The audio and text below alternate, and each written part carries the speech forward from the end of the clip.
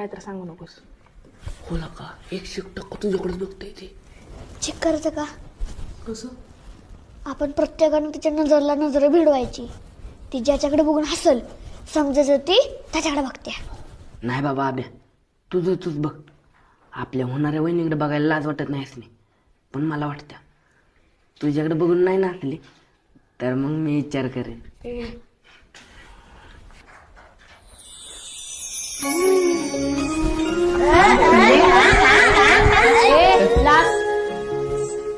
Stand up, उभे राहा. काय चाललंय? हा, कुठं आलोय आपण?